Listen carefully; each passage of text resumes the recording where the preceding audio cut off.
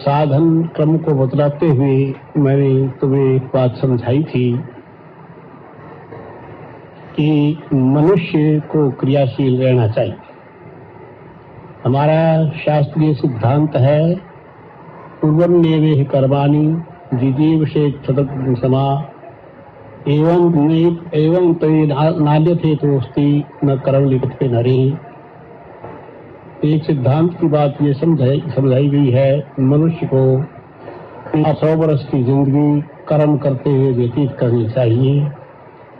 जो मनुष्य कर्मरत रहते हैं उनके रास्ते में कोई विघ्न बाधाएं नहीं आया करती। अपने रास्ते को ठीक प्रकार से निभा जाया करते हैं, साधना में सफलता पा जाया करते हैं। जो मनुष्य कर्मरत नहीं है उनके रास्ते में विघ्न बाधाएं आती रहती हैं और वो आगे नहीं बढ़ सकते। हमने ये देखा है, इसमें पहले हमने समाई गांव में जाकर के निवास किया या अन्यत्र जहां जहां योग प्रचार कार्यक्रम बनाए, वहां पर तीव्रतम साधनाएं लोगों को कराई। नियम से उनका साधन क्रम चलता था, नियम से वो अभ्यास में बैठते थे, नियम से ही उनका खान पान होता था, जैसा कि भगवान श्री कृष्ण ने अपने मुखारविंद से आदेश दिया है। नाट्यस्नतस्तु योगोस्ति रचयिकान्तमाश्नुता न चापि शपथशीलस्य जागृतो नैव चार्जुन युक्ताहार विहारस्य युक्त ज्येष्ठस्य कर्मसु युक्त स्वप्नावबोधस्य योगो भवति दुःखः। जो लोग बहुत अधिक खा लेते हैं उनको योग सिद्ध नहीं होता। जो लोग भूखे मरते रहते हैं उनको भी योग सिद्ध नहीं होता। जो लोग बहुत सोए रहते हैं, लंबे समय तक सोए रहते हैं, उनको योग सिद्ध नहीं होता। जो रात को बैठ करके गप्पे लगाया करते हैं या ताश खेला करते हैं या जुआ खेलते हैं, उनको योग सिद्ध नहीं होता। जो ठीक समय पर सो जाते हैं, ठीक समय पर उठ जाते हैं, ठीक समय पर अभ्यास करना आरंभ कर देते हैं, जिनका काम नियमानुवर्तिता से चलता है, वो अपनी स्थिति को उत्तम रूप से पा जाया करते हैं। नियमों की श्रृंखला हर व्यक्ति को बना लेनी चाहिए। जो नियमों की श्रृंखला में बद्ध होकर के चलता है वो योग मार्ग में ऊंचे बढ़ जाया करते हैं। हमने अपने अच्छे साधकों को नियमावली के अनुसार तप कराया, उसके परिणाम स्वरूप वो बहुत ऊंची स्थितियों को प्राप्त हुई। मैंने तुम्हारे सामने एक दिन जिक्र किया था, हमारा एक बच्चा रघुनंदन प्रसाद, जिसका नाम टाट वाला बाबा प्रख्यात हुआ, वो एक इंजीनियर आदमी था। मेरे पास वो आया, उस समय वो हैट कैट लकटाई पहने हुए, बिल्कुल ऊंची एडी का बूट बूटा पहने हुए बाबू वेश में मेरे पास आया था। और उसके आने का एक कारण हुआ था, बनारस में भगवान विश्वनाथ की मंदिर में प्रणाम करके दशाश्वमेध घाट पर उसने कई दिन अनशन व्रत करते हुए भगवान शिव का चिंतन किया। उस समय उसको आकाशवाणी हुई, तुम समाई जाओ, सिद्ध गुफा जाओ, समाई जाओ, ऐसी वाणी हुई। किंतु आगे रास्ता कुछ नहीं बतलाया। तो उसने ये निश्चय किया कि वो बनारस से जो गाड़ी पहले मिलेगी उसमें बैठ जाएगा। इसी प्रकार वो बैठ गया। वो पहले चलने वाली गाड़ी अपनी इंडिया एक्सप्रेस थी या कौन सी थी, दिल्ली आ रही थी, दिल्ली के लिए बैठ। दिल्ली तक वो समाई गांव को पूछता चला हुआ आया, किसी दी बतलाए। फिर उसने अपने मन में इरादा किया कि मुझे समाई गांव नहीं मिला, जिसकी अब आकाशवाणी जो भगवान शंकर की थी वो नहीं पूर्ण हुई। अब मैं हरिद्वार जाकर के गंगा जी के जल में अपने शरीर को छोड़ दूं। जब ये इरादा करके हरिद्वार जाने के लिए किसी गाड़ी की तलाश में था, उस समय प्लेटफार्म पर बैठे हुए कुछ आदमी बात कर रहे थे। कह रहे समाई में एक ऐसे महात्मा आए हैं जो सबकी नाक में रस्सी डालते हैं और दूध पिलाते हैं, हर आदमी का इलाज कर देते हैं, राजी हो जाता है। वो कल गया भाई ये समाई गांव कौन सा है? तो कल गए भाई साहब समाई गांव तो जिला आगरा में है और मितावली स्टेशन लगता है, मितावली स्टेशन से समाई गांव नजदीक है। कल अच्छा तुम कहाँ जाओगे? हम टूंडला जाएंगे, तुम चलते हो चलो, हम तुम्हें मितावली उतार देंगे, वहां से समाई गांव नजदीक है। कल अच्छा बस मैं यही चाहता था। यही सोच कर कि वो बैठ गया उनके साथ। उन लोगों ने उसको मितावली उतार दिया। मितावली उतर करके वो गांव में आया। हमारा जो तालाब है उसमें लक्ष्मी नारायण नाम का एक बच्चा था हमारा, रामचंद्र से बड़े भाई का नाम था, अब वो नहीं रहे दोनों ही। वो बैलों को जल पिलाया था। उसने आकर पूछा कि भाई यहाँ पर कोई गुफा है, सिद्ध गुफा है, बाग है कोई? तो कहेंगे कहाँ कोई महात्मा रहते हैं, कहाँ रहते हैं, चलो मैं तुम्हें ले चलूँ। वो ले आया, ला करके उसने आश्रम दिखाया। तो आश्रम को देख करके, गुफा को देख कर वो कहने लगा कि हाँ यही स्थान है, मैंने यही सपन में देखा था, भगवान शंकर ने यही दिखलाया था और गुरुजी यहाँ है नहीं। लक्ष्मीनारायण कहने लगा गुरुजी तो एकांतवास को गए हैं, चंडी के पहाड़ पर गए हैं, पता नहीं महीने में आए या 2 महीने में आए, कुछ कहा नहीं जा सकता। कभी अच्छा भाई अब जब कभी भी आएंगे मैंने उनके दर्शन करने हैं। 2 महीने के लिए मैं वृंदावन चला जाऊंगी, जब तक गुरु जी आ जाएंगे तब मैं आऊंगा।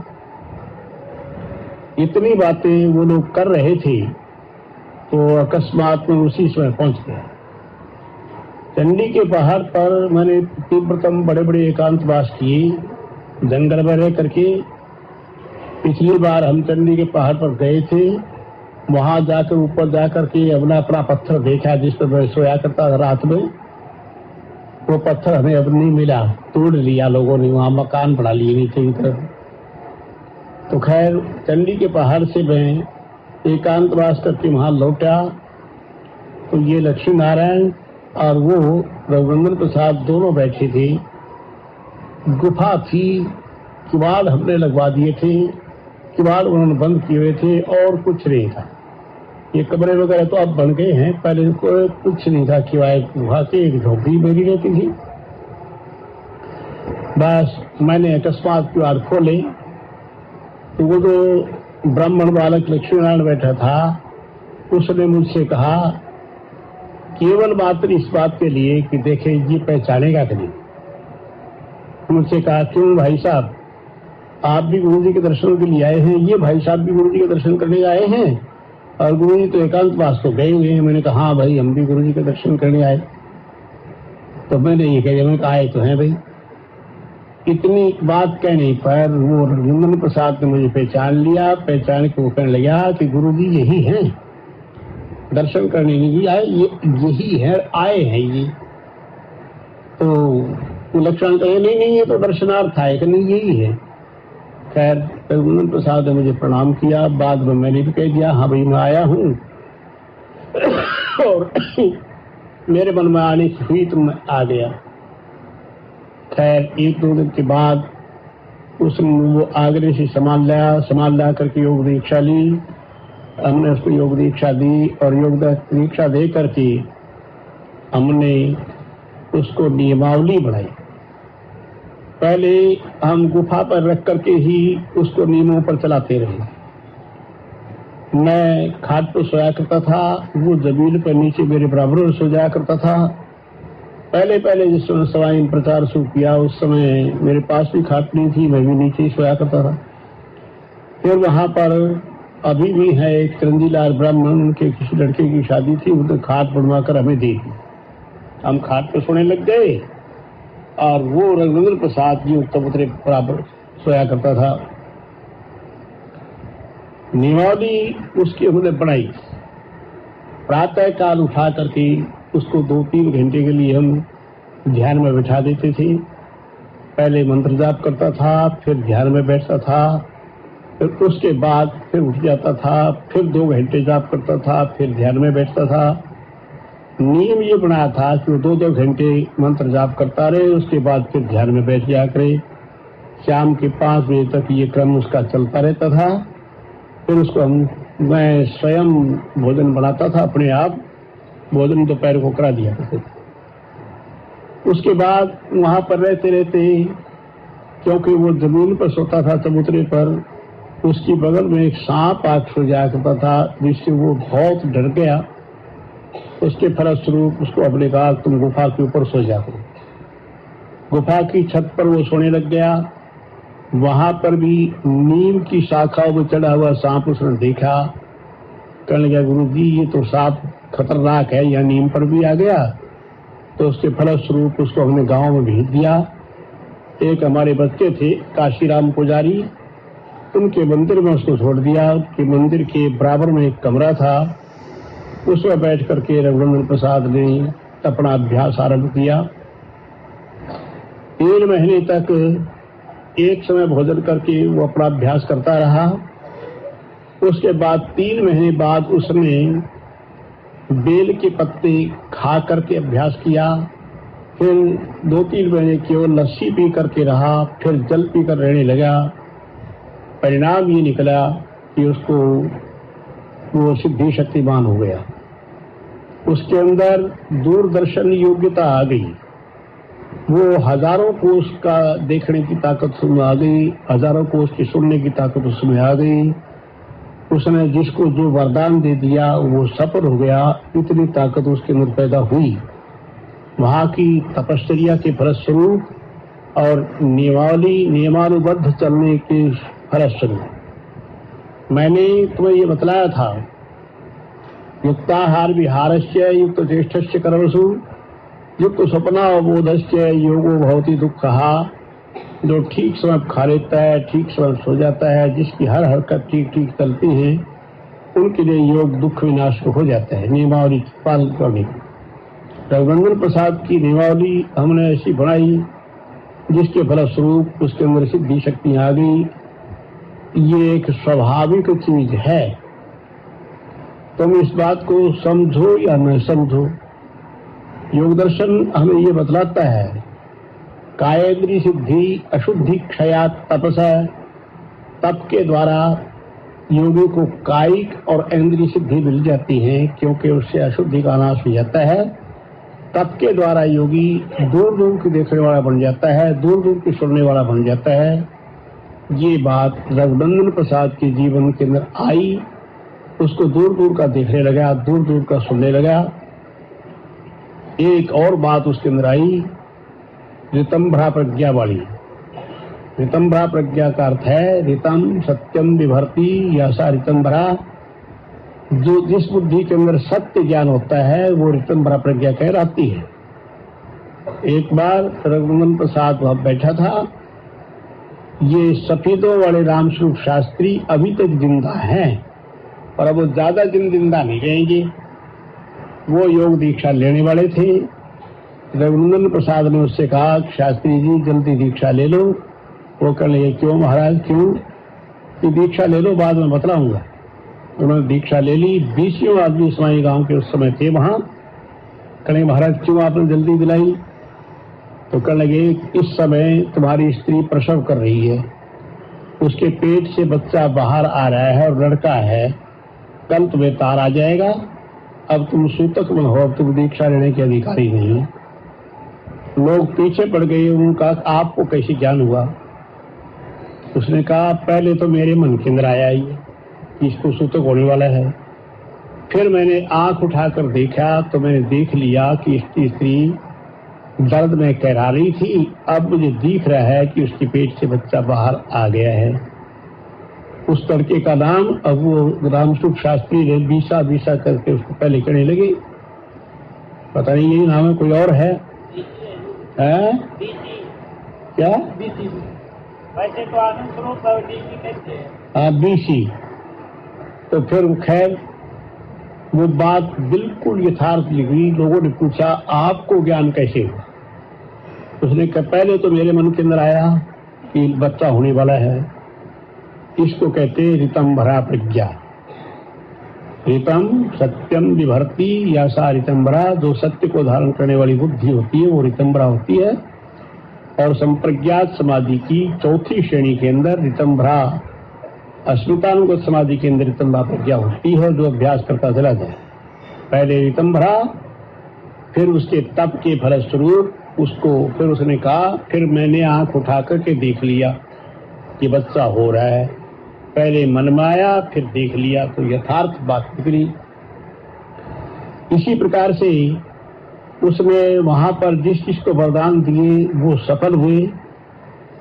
फिर वो धीरे धीरे जब इस प्रकार ज्यादा होने लगा तो मैंने उसको मना कर दिया कि तुम देखो ये बातें मत कहा करो, सिद्धि शक्तिवान को बड़ी सिद्धियां दिखलानी नहीं चाहिए।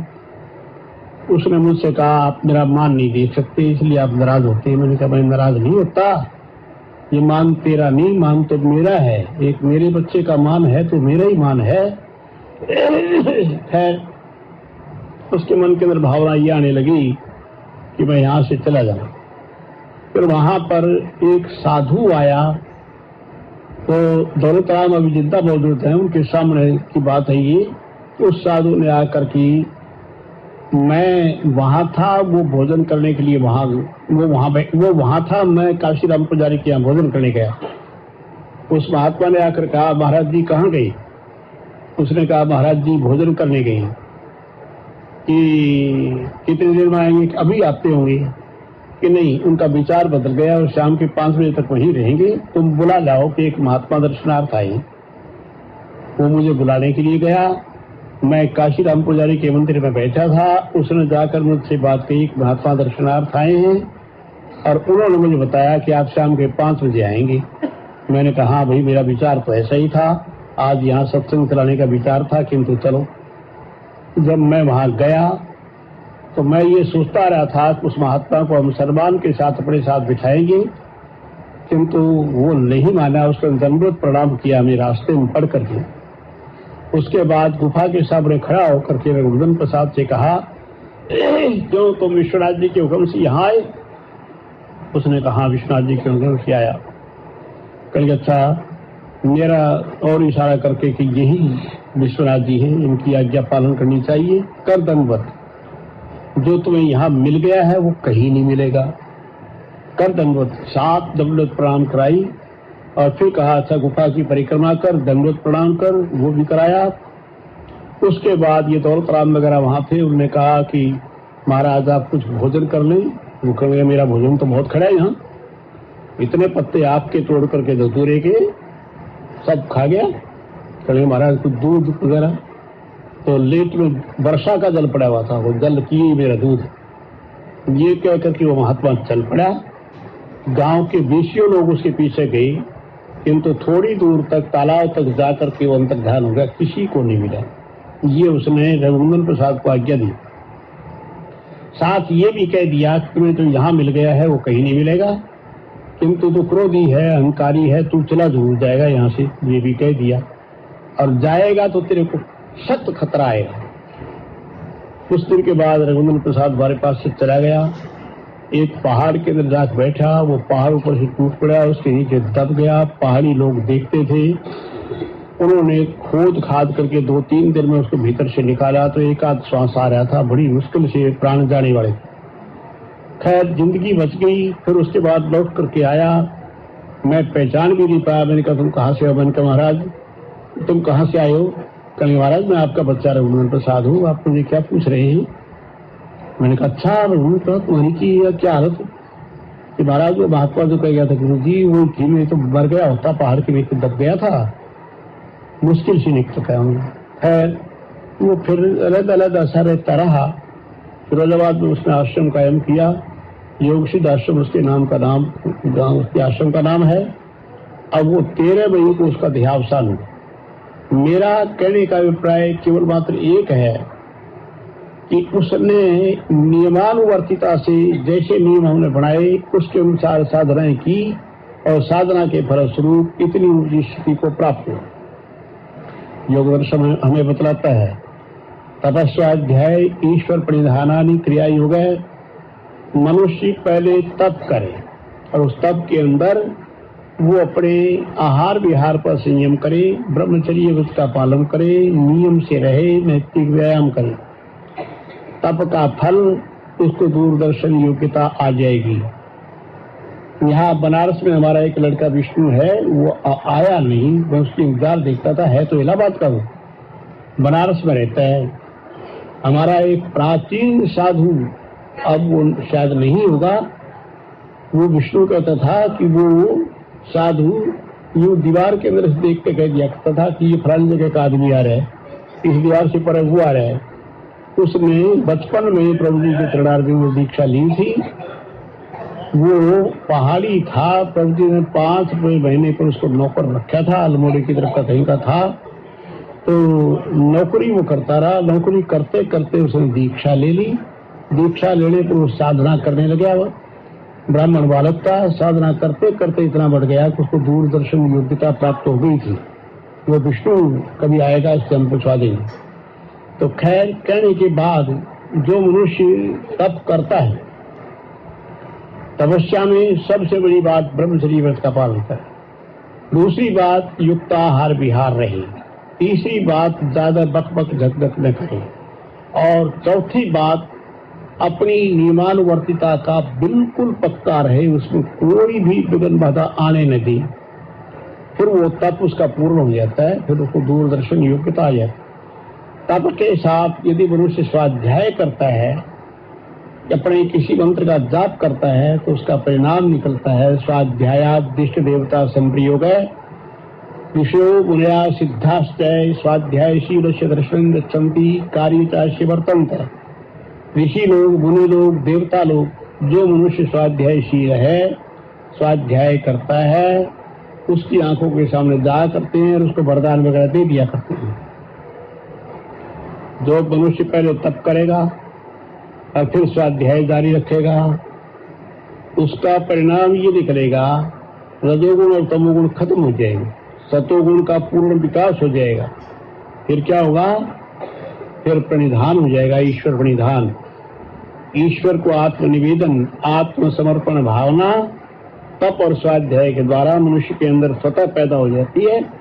और वो हो जाने के बाद जब ईश्वर को मनुष्य आत्मसमर्पण कर देता है तो समाधि सिद्धि ईश्वर प्रणिधानात्, ईश्वर प्रणिधानात् भक्ति विशेषात् आवर्जित अभिमुखीकृत ईश्वर तमनुगृह्णाति अभिध्यान मात्रेण इदमस्याभितमस्तुरिति। ईश्वर को आत्मनिवेदन करने पर ईश्वर, क्योंकि ईश्वर महायोगी, ईश्वर आदि महासिद्ध है, उसके संकल्प से वो मनुष्य योगी बन जाता है, उसके अंदर शक्तिपात आ जाता है, शक्तिपात होकर के उसकी समाधि लगने लगती है। इसी का उदाहरण ब्रज गोपिकाएं हैं, इसी का उदाहरण गोसाई तुलसीदास है, इसी का उदाहरण नरसिंह मेहता है, और इसी का उदाहरण और जो ऊंचे भक्तात्मा जिनको ईश्वर का साक्षात्कार हुआ, वो सब इसी बात के उदाहरण है। तो मेरा कहने का अभिप्राय केवल मात्र एक, व्याख्यान तो मैं ज्यादा नहीं बढ़ाना चाहता, उसका कारण मैं सब दिन बोलता रहता हूं। अब भी यद्यपि आने वालों की भीड़ अब परिमित है, सीमित है, किंतु फिर भी प्रातःकाल से लेकर शाम तक लोग सवालात करते हैं, एक के बाद दूसरा, तीसरे के बाद तीसरा। बोलने वाले अनेक होते हैं, उनके जवाब भी को देने पड़ते हैं, इसलिए थकावट हो जाती बोलते बोलते। किंतु तुम्हें मैंने ये नियमावली समझा दी कि जो साधक नियमानुवर्तिता से काम करेगा। हमारे पास बहुत बच्चे आते हैं और वो बच्चे भावना होती हम कुछ कर रहे,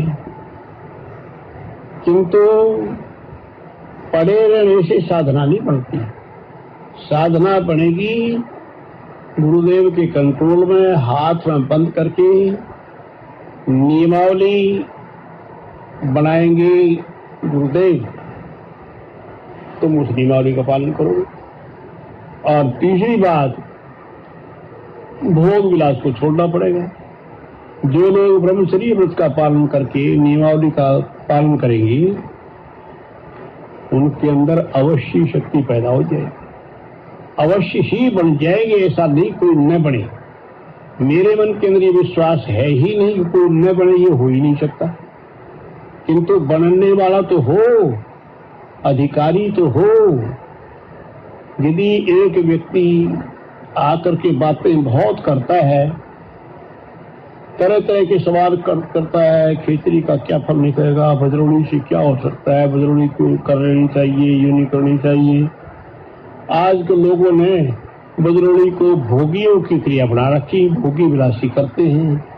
बजरौनी करके कोई सिद्ध स्थिति को प्राप्त होने वाला तो हमें दिखता नहीं। बस ये नौजवान लड़के अपनी मूत्रेंद्रिय मसला इसमें लगवा लेते हैं, भोग की सामर्थ्य बढ़ जाती है थोड़ी सी, बस भोक्ता बन जाती है। ये नहीं होता कि वो पारे और बीड़ी की गोली बना करके यहाँ पहुंचाएंगे और समाधि लग जाएगी। ये सब किसी का नहीं होता, कोई कर ही नहीं पाता है, इतना प्राणायाम नहीं होता, इतनी योग्यता नहीं। इसलिए नियमावली पर जो मनुष्य चलते हैं, चाहे हठ योग की साधना करें या राजयोग की साधना करें, हठ योग का अधिकारी तो मुझे इस कलिकाल कोई देखता ही नहीं। हमारे पास साधना करने वाले, प्राणायाम करने वाले बहुत लोग आए और हमने उनकी सहायता भी की। दिल्ली में हमारा एक लड़का काशीनाथ 3 कलस्तर घी के उसको खिलाए, और भाई हमारे केशव दादा को भी मैंने खिलाए थे ऋषिकेश में। एक ब्रह्मचारी आयु स्वरूप था, उसको भी कई कलस्तर खिलाए। किंतु वो प्राणायाम कर नहीं सकते, प्राण पर कंट्रोल नहीं कर पाए। केवल मात्र एक लड़का जम्मू में हमारा था, संसार सिंह उसका नाम था, उसने प्राणायाम किया। प्राणायाम पर उसने विजय प्राप्त की और प्राणायाम से उसके अंदर दूरदर्शन योग्यता सारी उसके अंदर थी। इसलिए देखो, ये 4-5 रोज अब यहाँ रहेंगे, उसके बाद तुम लोग भी तितर बितर हो जाओगे। वैसे हमारे बच्चे हमें सब आश्रम में जाकर मिलते रहते हैं, किंतु आश्रम में भी श्री रामनवमी के अवसर पर बेअंतहा भीड़ होती है। वो भीड़ इतनी आश्रम में कई जगह नहीं रहती पैर रखने की, चारों तरफ से हमारे बच्चे आ जाते हैं। मैं सिद्धांत की बात समझा देता हूँ, जितनी मुझसे बोला जा सकता है उतना बोल कर कह देता हूँ, किंतु उस नियमावली पर चलने वाला कोई नहीं दिखाई देता। मैंने अपने हर गृहस्थी सत्संगी बच्चे के लिए ये बतलाया कि पूरे प्रातः काल 3:45 बजे उठो, थोड़ा जल पी लो, जल पीकर सो जाओ, शौच जाने के बाद दातुन जरूर करो, दातुन करके फिर नहाओ, स्नान करके गांधी आश्रम वाले खरदरे गोचे से अपने शरीर को यूं रगड़ के पूछो, रोम को खुल जाए। ये के बाद करने के बाद श्री प्रभु जी की आरती करो, पूजन करो। उसके बाद अपने जीवन तत्व साधन की क्रियाएं करो। 1 घंटा बैठ करके, 1.25 घंटा, इतना समय निकल जाने के बाद तुम अपना 1 घंटा या 2 घंटे, जितना जिसके पास समय हो उतनी देर अपने गुरु मंत्र का जाप करो। जाप करके कम से कम आध घंटा ध्यान में बैठ जाओ, ज्यादा नहीं। ये प्रातः काल की नियमावली पालन करो। दिन में अपने गृहस्थ के कार्य करो, नौकरी वाले नौकरी करें, बिजनेस वाले बिजनेस करें। सायंकाल के समय अवकाश मिल जाने के बाद मेरे ख्याल में 8 बजे तक सब दुकानें बंद हो जाती हैं, ज्यादा है ज्यादा। किंतु अवकाश निकाल करके 5 से 7 बजे तक अपने गुरु मंत्र का जाप, 7 से 8 बजे तक ध्यानाभ्यास, उसके बाद भोजन कर लेना। भोजन करने के बाद शवासन से लेटकर सो जाओ, ध्यान करते हुए सो। ध्यान करते कर सीधे पड़े रहो, सीधे पड़े रहने पर ध्यान अच्छा लग जाएगा। फिर उस ध्यान में दर्शन वगैरह जो होते रहेंगे, उसका परिणाम ये निकलेगा, सोना तो सबसे भला, जो कोई जाने सोए, अंतर लव लागी रहे, सहज ही सोन होए। यदि सीधे लेट करके ध्यान करते करते सो जाओगे तो उस समय सुषुम्ना नाड़ी चलेगी और सुषुम्ना नाड़ी के अंदर ब्रह्म नाड़ी में गति हो जाएगी। तो कहने का अभिप्राय ये ध्यान लग जाएगा।